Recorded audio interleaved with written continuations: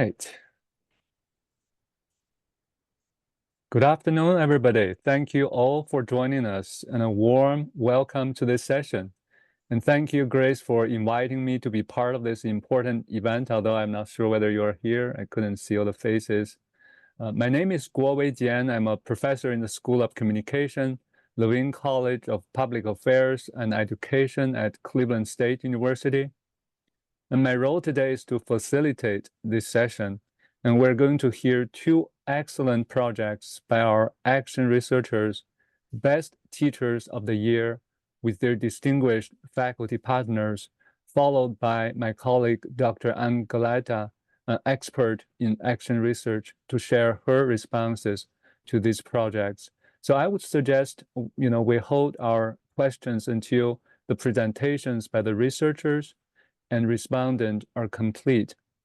And each of the research presentation will have about 15 minutes, and Anne will have about 10 minutes to share her response, and that will leave us with about 10 to 15 minutes per question, for questions, discussion, or conversation, if you will. And I will need the help from our staff. Marissa, as I mentioned earlier, if you can track the questions for me in chat, that'll be great, and thank you so much. So without further ado, let me introduce our first presentation entitled Building Community Through Service by action researcher Timothy Hubbard from Deer Park High School. And Timothy is also the 2024 Ohio Teacher of the Year for State Board District 4. So congratulations. And his faculty partner is Dr. Jeff Karam from Cleveland State University. So now I'll give the floor to Timothy and Jeff. Go ahead. Hi, can you hear me? Yes. Great. Okay, hopefully you can't hear my heart beating through this, but so my name is Tim Hubbard, and good afternoon. I want to start by thanking a couple of people, and to be honest, I have so many people to thank, I could probably spend 15 minutes just thanking people, but I want to highlight the Ohio Department of Education and Cleveland State University. Specifically, Angela at ODE has just been so amazing throughout this Teacher of the Year process, and Dr. Karen through Cleveland State, who has been so instrumental in helping me kind of organize and see this project all the way through. I'm talking today about reinventing a community service program and connecting our students with community. The community that I'm teaching at is Deer Park Junior Senior High School. The first school in Deer Park was built in 1826, and it was a small Appalachian school. And just to give you a sense of our geography, we're about 10 miles from downtown Cincinnati. That being said, we're approximately a 2 square mile community. So we're a very small community, small district. And sometimes that creates a feeling of like an invisible moat around Deer Park.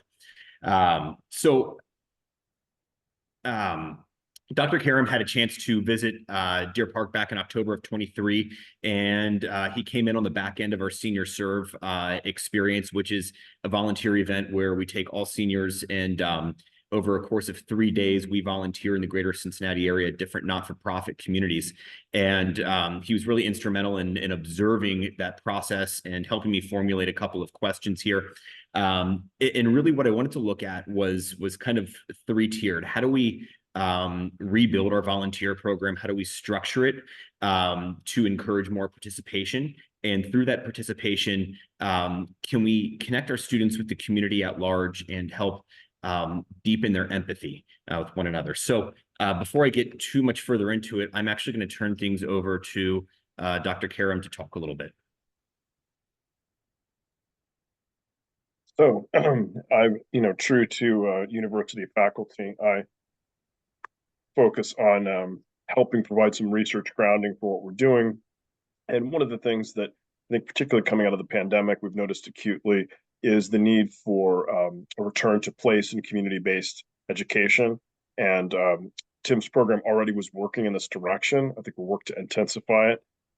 There's a famous book about place and community-based education that's inspired by a book you may have heard of, Last Child in the Woods, and it speaks to the way that students may feel community deprived. So this program is helping meet that need.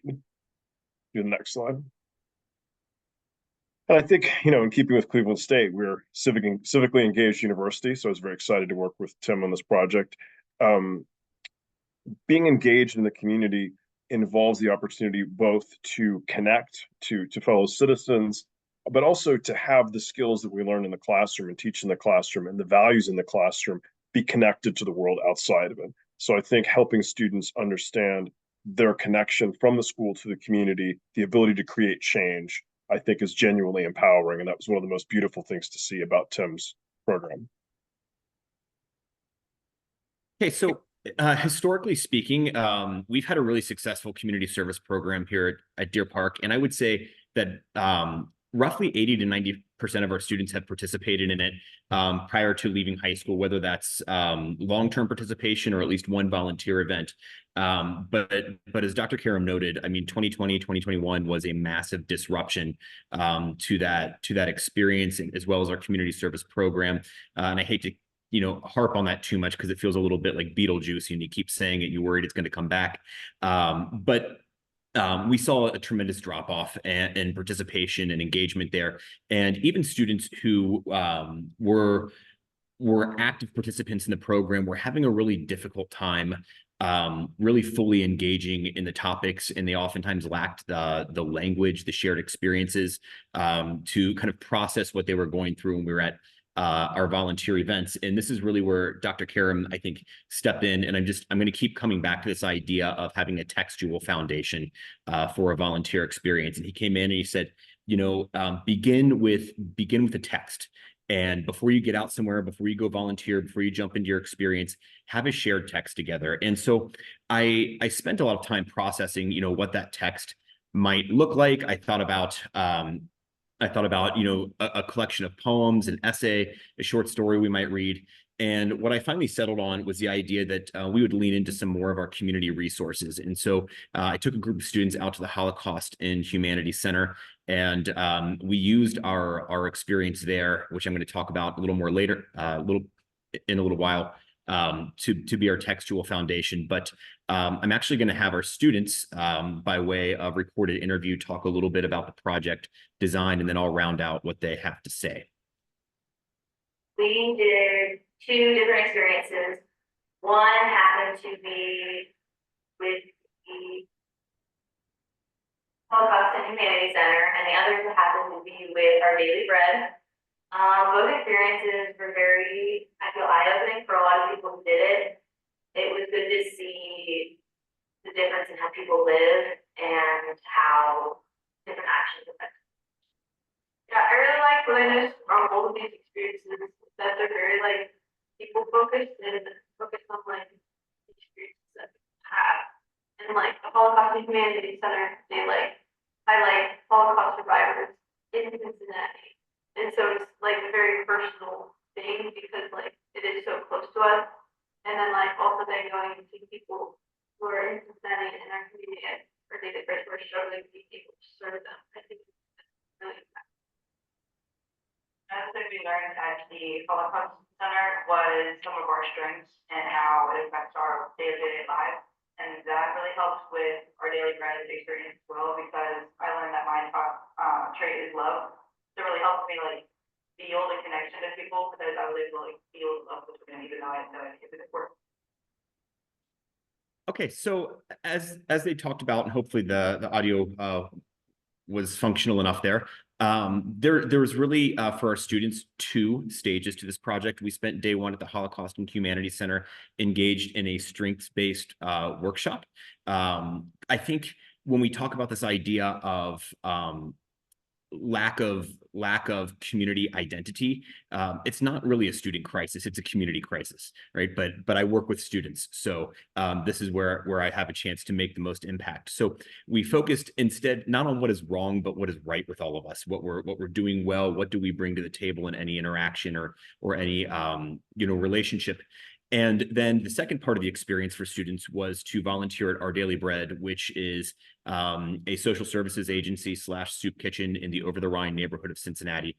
I want to pause here real quickly and say an important thing to kind of note here is that my process was very different than the student process. They had a part 1 and a part 2. I actually had a part in the middle there. My wife and I, over our spring break, we spent 4 days volunteering at Best Friends Animal Sanctuary in Kanab, Utah.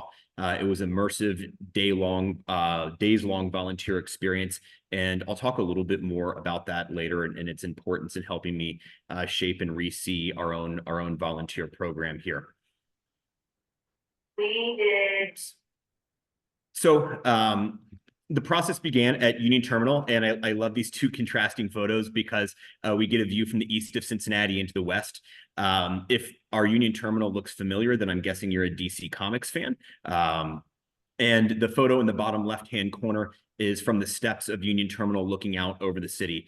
And it's a really fitting photo because the strengths-based workshop is sort of the large overview to the very specific volunteer experience at Our Daily Bread.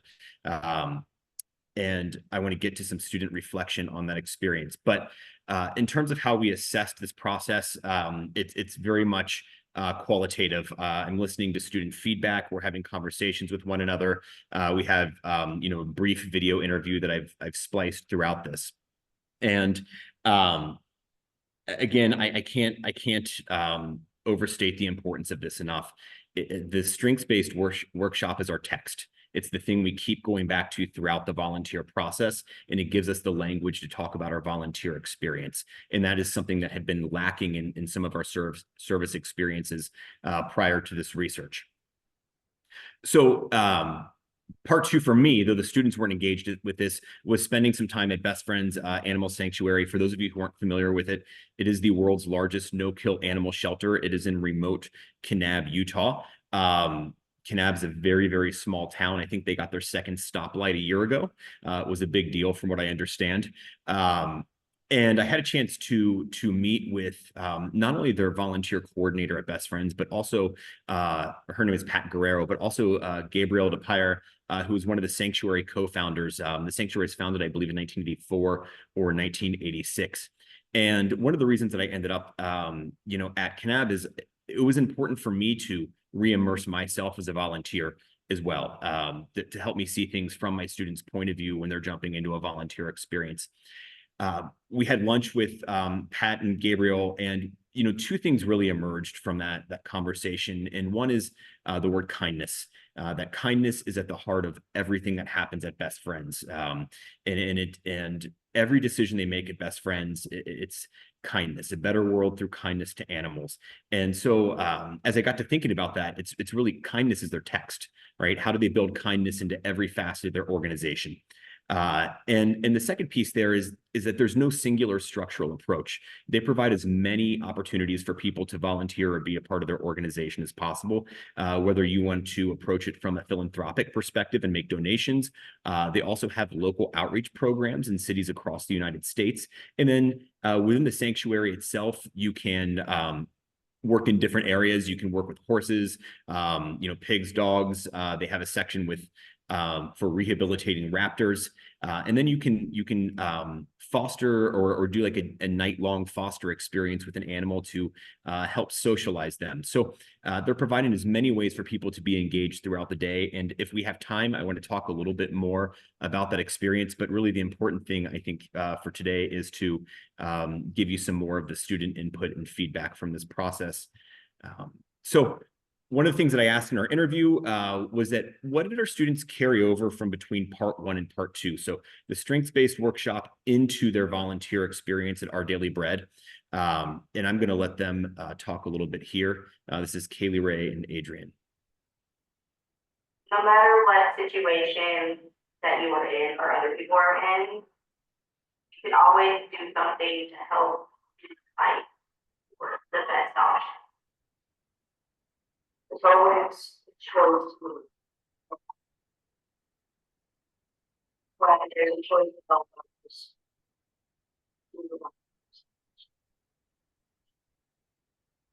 So Adrian, I think, cut out there at the end, but what he was saying was that when there's a choice to help others, you have an obligation to do it. And I love that because this is a 16-year-old student who's articulating something that a Nobel Peace Prize winner was articulating. Elie Wiesel in 1986 at his Nobel speech talked about humankind's duty, and that our lives are really not just our lives, but that we also belong to other people, that there's that interconnectedness there. And here is, two students at Deer Park High School articulating a very similar sentiment. So I'm going to move forward here and just talk about what does this mean for our program, right? Because this is important. This to me was not just a one-off, but it's the beginning of reimagining how I engage my students in service. How do I revise this program? How do I revitalize it? How do I make it more immediate for my students? And so going back to it. Again, what Dr. Karam had talked about, all the way back in October, is creating that shared foundation for our students to lean into. So instead of using the experience as a foundation, coming into that community service experience already with a shared foundation and some shared language. I don't know if I'm ever going to be able to bring every student in my program to the Holocaust and Humanities Center, but I know I can find ways to have a shared body of language with one another. The other point here is to just keep coming back to that shared language, right? We talk about this in education all the time, the need for a shared vocabulary with one another. And we know how hard it can be, even in a building, to get everybody on the same page. And we're all there for the same reason. I'm trying to do this with our students here. And then once we engage in that experience, giving our students space to talk and process what they've been through and use that language.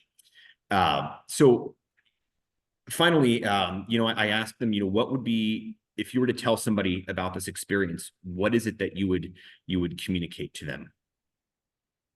Like, it really makes me like all the stories, because we never really like heard that much. But walking and listening to the stories that it moved in, it's like feel You're not the only person in the world, and there are a lot of other people in the world who deserve a lot more than they have.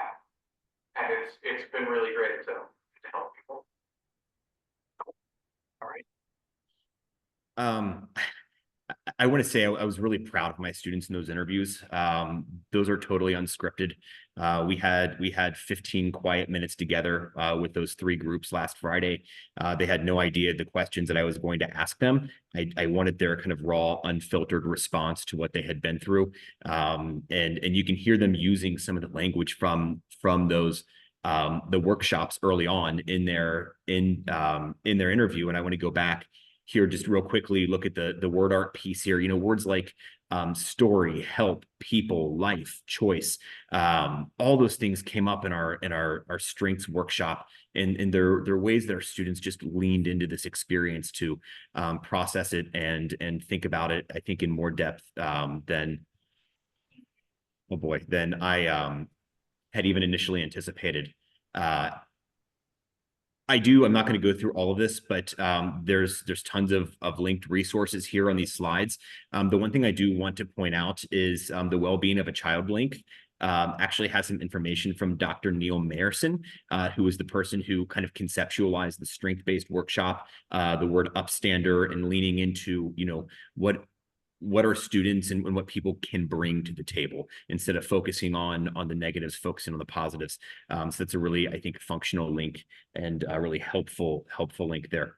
So I know I'm talking very fast, and there's, like I said, there's some more information about Best Friends at the end of this presentation. I'd be happy to talk about my experience, but I think this would probably be a good time for me to be quiet and pause. And if anybody has any questions, I'd be happy to field those questions. Oh, well, thank you so much, Timothy and Jeff, for such a wonderful sharing with us this wonderful project. I'm sure there will be a lot of questions later in the session. So let us move on to our second presentation, which is entitled Ever-Changing Helping High School Broadcast Teachers Stay Current by action researcher Mark Louie from Gahanna Lincoln High School. He is the 2024 Ohio Teacher of the Year. Again, congratulations, Mark. His faculty partner is Dr. Scott Tichbers from Ohio University. Unfortunately, he couldn't be here today. So I'll give the floor to Mark, and so go ahead, Mark.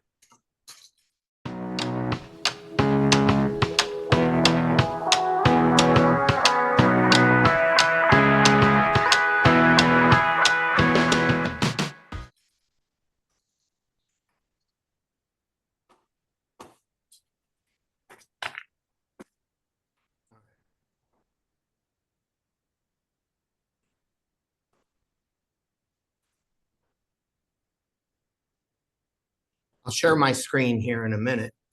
First, I want to thank Angela, who runs the Ohio Teacher of the Year program, everybody involved in this, Cleveland State. This has been an absolute thrill. I've enjoyed the entire thing.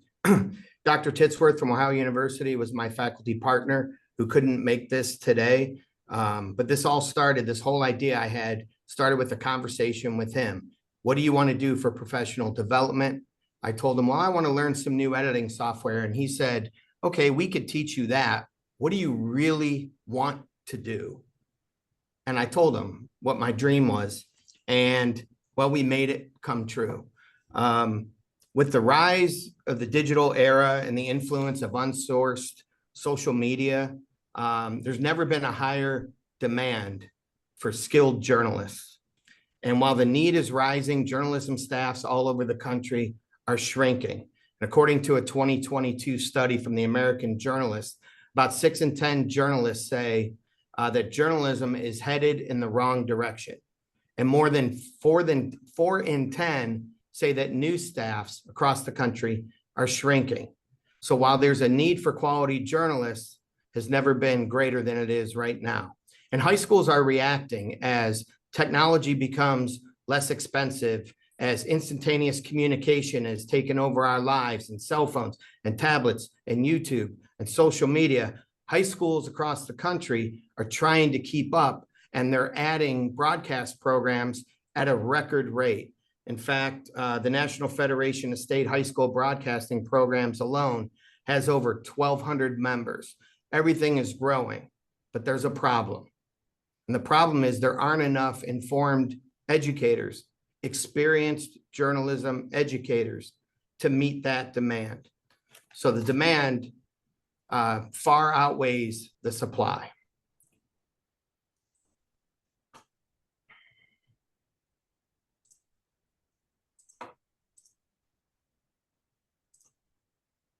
Can we all see the logos in my name? Okay. This is my 5th year teaching at Gahanna Lincoln High School. Before that, I taught for 18 years at Marion L. Steele High School in Amherst.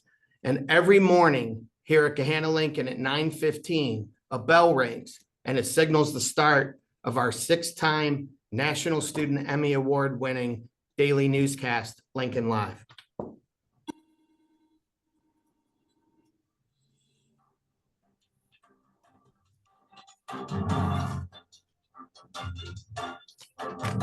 Live from Gahanna, WGLH TV presents Lincoln Live.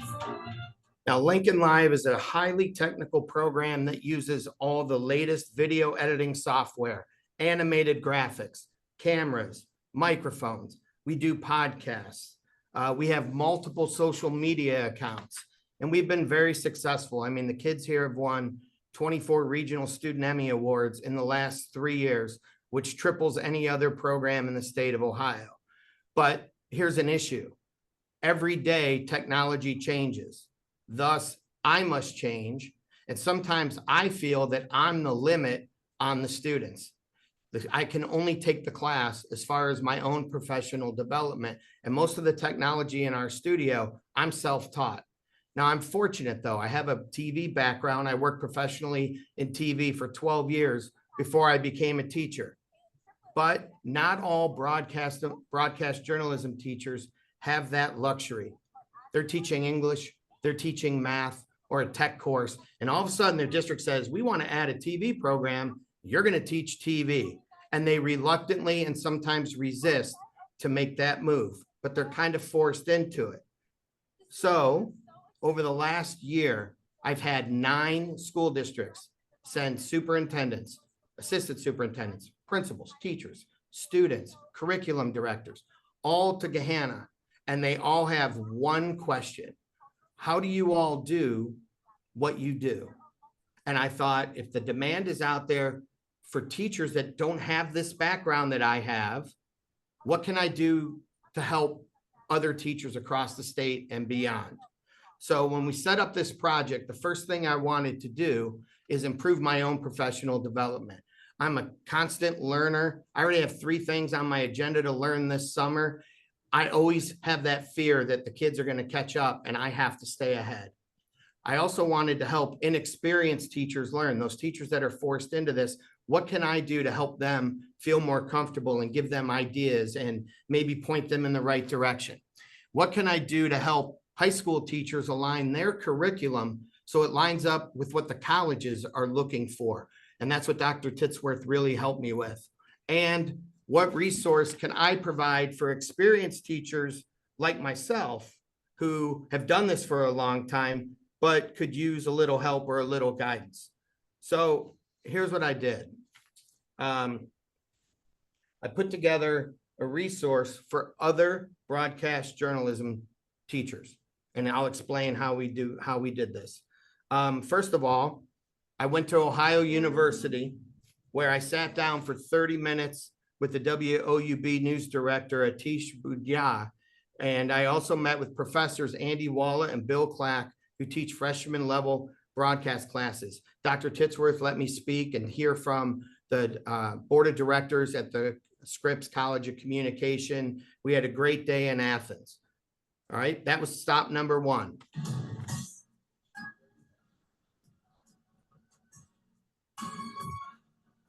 For stop number two, I flew to Dallas, where I spent a day each with two phenomenal teachers. First, I met with Mike Hatch at Prosper High School, where they have an incredible program. They have years and years of national success.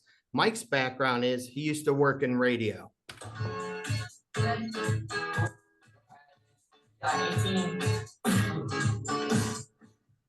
Then I drove across town to see Margie Raper at Rock Hill High School. Can you believe this is a high school?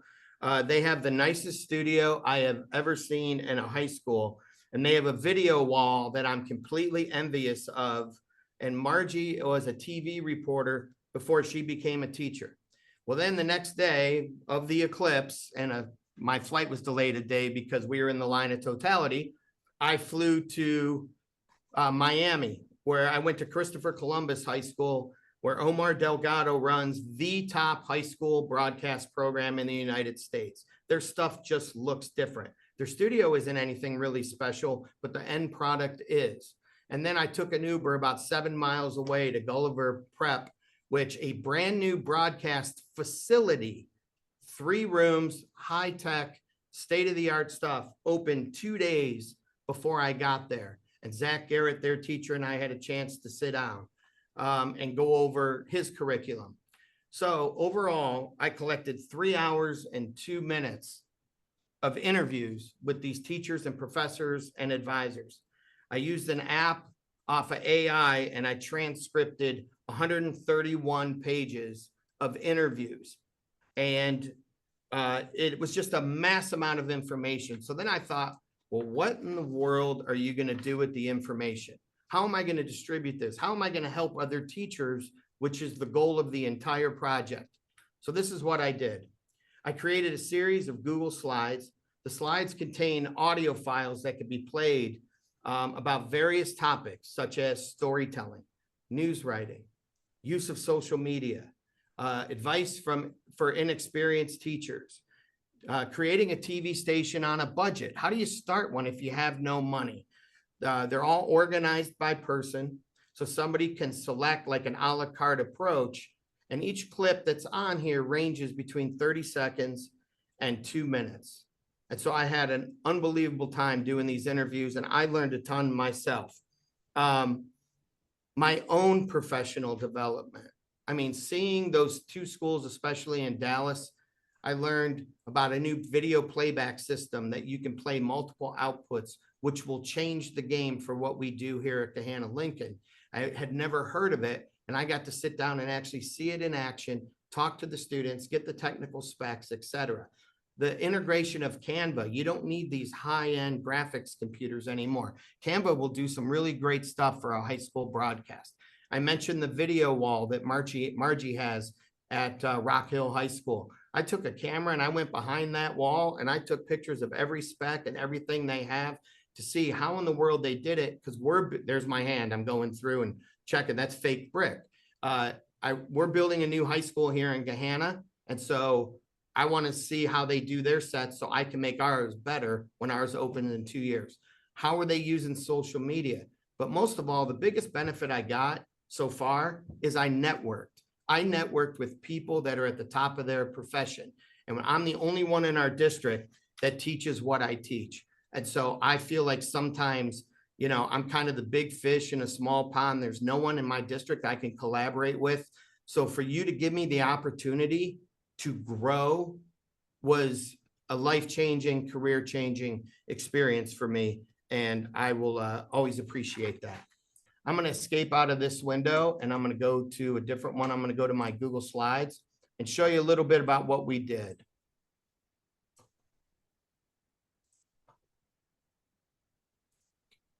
Can everybody see the slides? Yes? Okay, I just want to make sure. So here's an example of kind of what we did. You can go through here and like I said, a la carte, pick what you want. So for example, if I'm a high school teacher and I want to say, you know, I don't have any background in journalism, what are some basic skills I need to learn myself so I could teach my student? Well, you can go right here and you can click on The Atisha's. foundational stuff is not that complicated. It's really not. Wide, medium, tight, writing to your video, active stand-ups. The concepts are very simple. Now that's a 1:30 clip. So if you want, and we're going to make this available, Dr. Titsworth and I are trying to figure out if we're going to make it through OU social media pages, through my own. We're going to make this available to anybody who's interested. But okay, there was one opinion. Well, what about Andy Wallace? She was teaching her film class when I visited her, and I asked her, what are some basic skills kids should learn? And so like with social media stuff, you know, I know we were talking about cameras, you know, yeah, sure, it's great to use high-end Blackmagic pocket cinema cameras, but if you can't understand the basic concepts of shot sizes and variety and really what brings a viewer into the work. So there's just two examples. Well, what about editing software? Every high school program, I get emails all the time. What do you use? This is where I learned something and I realized I need to change. And so that's why I think it'll be beneficial for others. This says, what editing software do you use? If you listen. Premiere, you know, that also for filmmakers, when they're moving into After Effects for special effects creation, it's the same thing. If you do a change to your After Effects, project that you have inside of your Premiere timeline. So that's a 2-minute clip where the professor at Ohio University says, well, we use Premiere. So if you go down to some of the other ones here, editing software, what does the best high school program in the country use? Everything's Adobe. Adobe Premiere. Final Cut for just competitions because it renders in the background, but now Adobe does the same thing. So. Well, here's the problem as far as I'm concerned. I'm a Final Cut Pro school. That's all I know. The reason we don't use Adobe is because the teacher doesn't know it. That's my limitation. That's my ceiling as of right now. Every college professor, every high school I went to, everybody's using Adobe. So if this is intended to do my own professional development, that's just one of the things I learned as part of the process. And then again, the goal was to help other teachers learn. And so we'll make this available. All these schools that have come to visit this year, I'm going to give it to them, and that's going to start. And one thing I didn't show you, I meant to, oops, mistake, is I had 2 slides at the end of a school in Memphis that I've already got contact. I'm going to go visit them, and a school in Pittsburgh, because this isn't going to end. Like every time I have a chance to go live out a dream and go visit somebody I really respect, I'm going to do the interview, and I'm just going to keep this thing growing well beyond the parameters of this project. 1402, I'll stop. Boom. Well, let's give Mark a round Thank of you. applause for sharing another wonderful, amazing project with us. Now, let's welcome my colleague, Dr. Ann Galeta, to share her comments and response to these 2 projects. I have to mention that Ann is an expert in action research and qualitative research, and just very excited to listening to her comments. Go ahead, Ann. Floor is yours. Thank you, Gawe. I appreciate your kind words. This is just wonderful. Everybody hear me okay? Okay, great. So I want to just remind us of, the iterative process of action research, and then speak directly to the wonderful examples of how this has taken place in these two projects. But really thinking about action research as the expertise really being lodged with people very grounded in particular settings.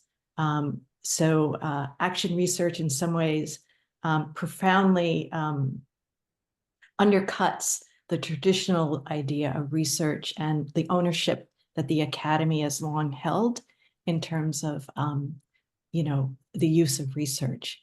And so just thinking about a cycle of action and reflection, and kind of moving through different processes to think through, a particular problem, a particular question or an idea, phenomenon, and a collection of data and toward answering that question.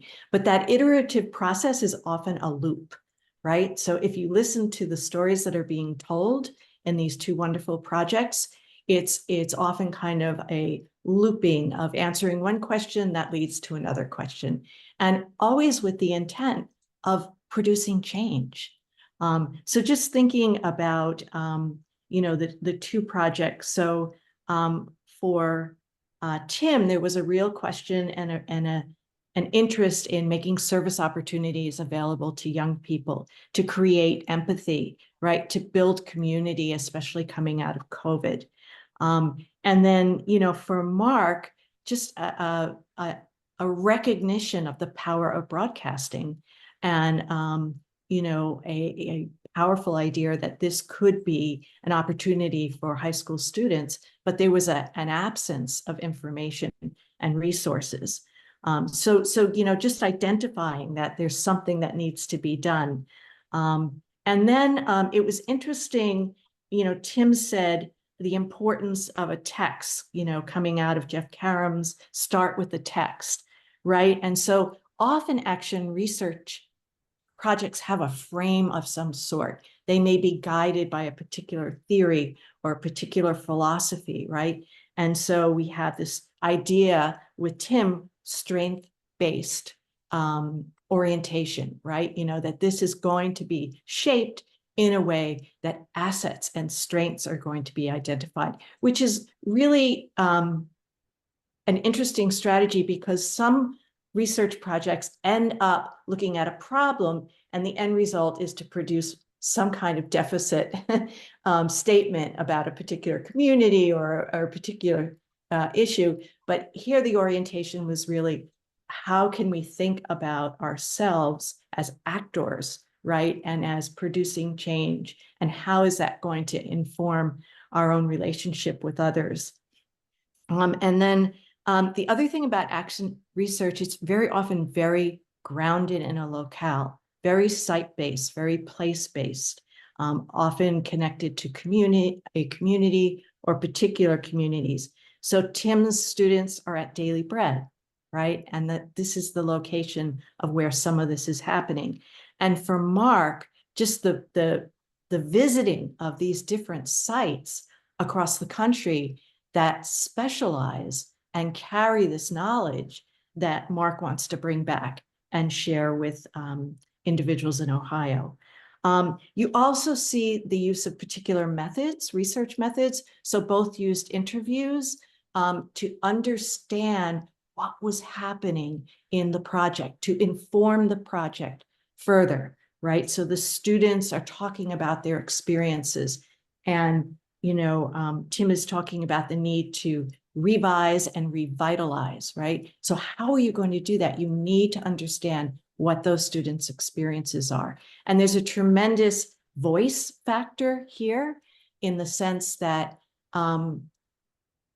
the recognition is on the knowledge producers are the students themselves, right? And so in terms of kind of that loop, then we see the way in which these projects produce new knowledge, right? The way that Tim is now able to think about the next service project, and the way in which this could be institutionalized further in the high school.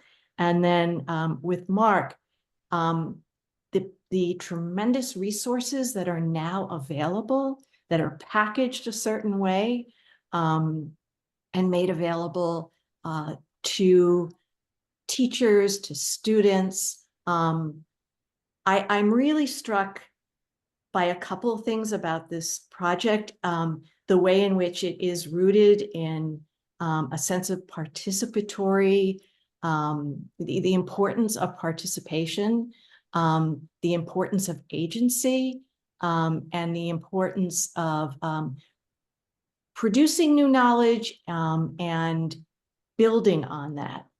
That's to me very evident in what's been said here. Another aspect is the collective nature of action research, that it often involves dialogue,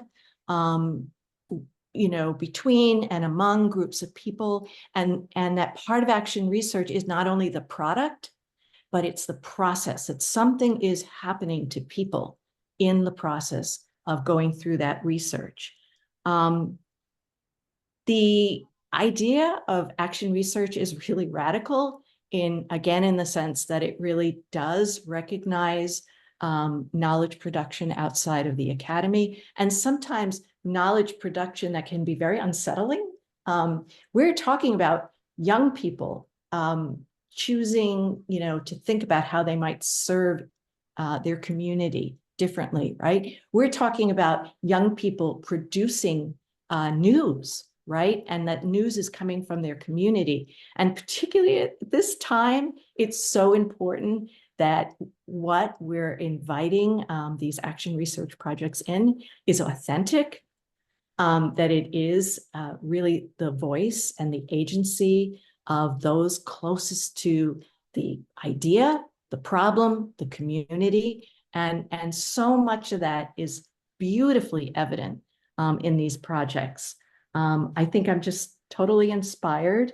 I think that I probably will leave it at that. One other element is the immersiveness of these projects.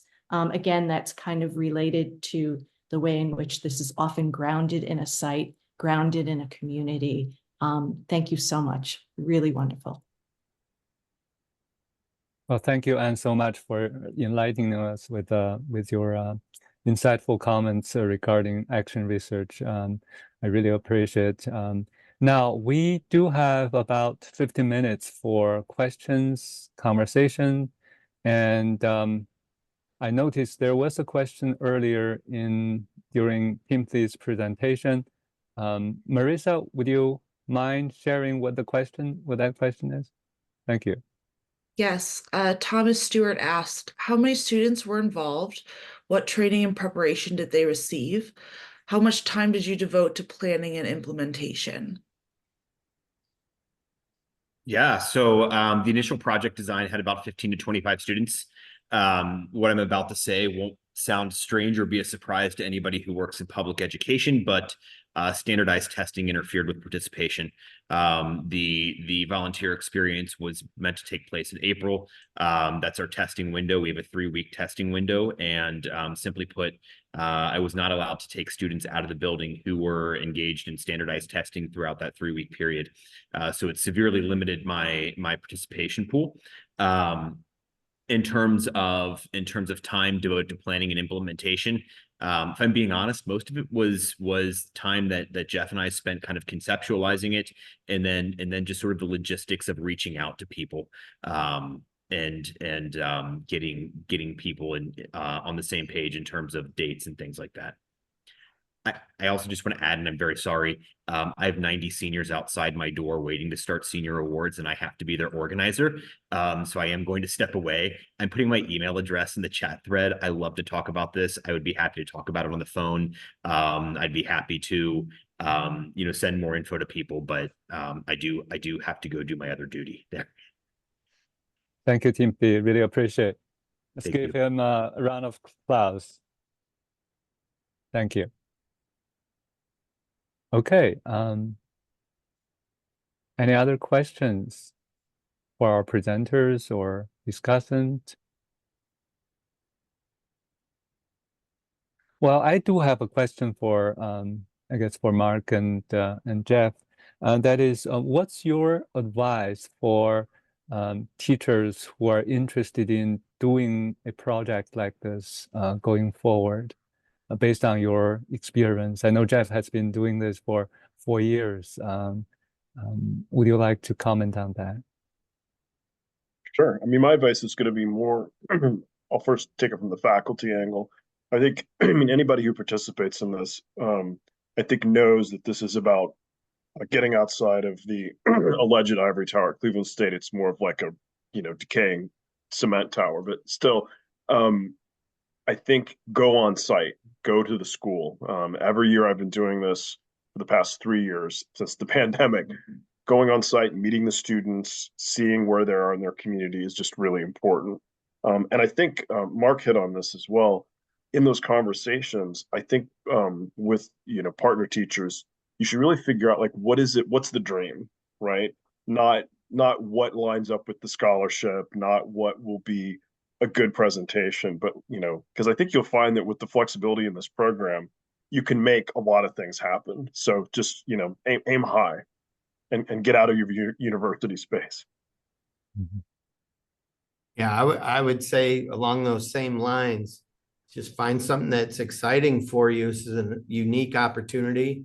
When you hear research, it tends to be associated with, well, that's going to be kind of dry. I'm going to have to write, a long paper or whatever. I mean, when I was talking to Dr. Titsworth, and he just said, what have you always wanted to do? And I said, I am an obsessive trying to keep up and compete against the best schools there are.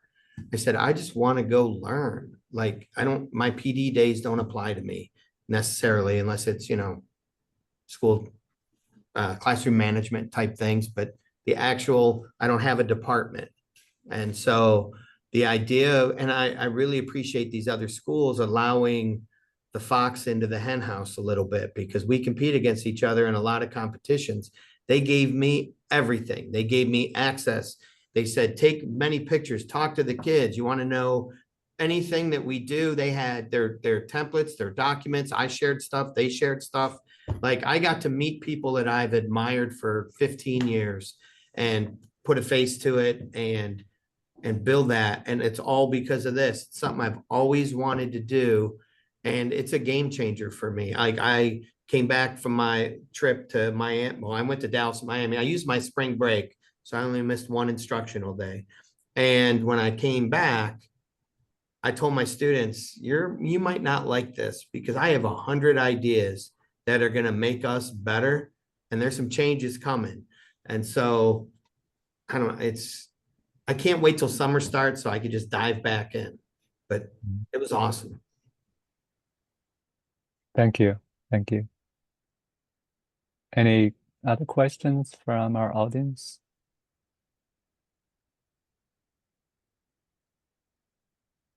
Now, Mark, I do have a follow-up question. Were there particular challenges as you were doing this during the year that you'd like to share, and how did you overcome those challenges in doing such a project in action research? Well, I've had a lot of commitments this year that have pulled me out of the classroom at various times. I was out all last week for an obligation for this program.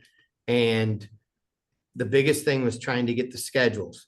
I started with a list of like 7 schools.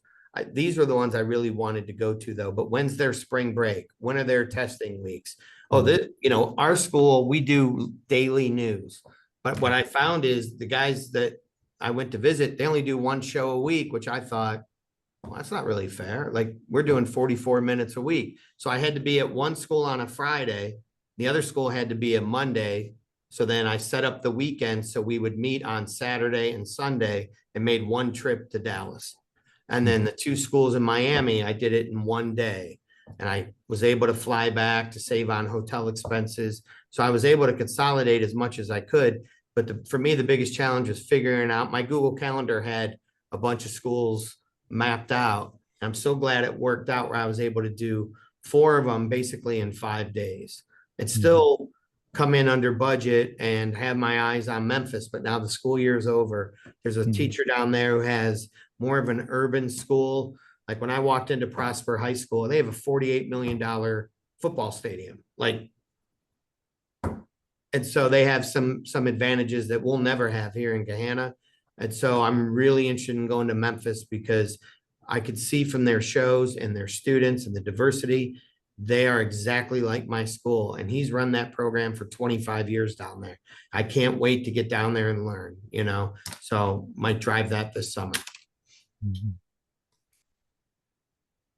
Excellent. Thank you very much.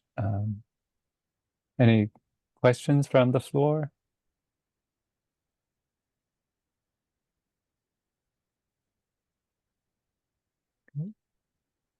I couldn't see everybody's hands here.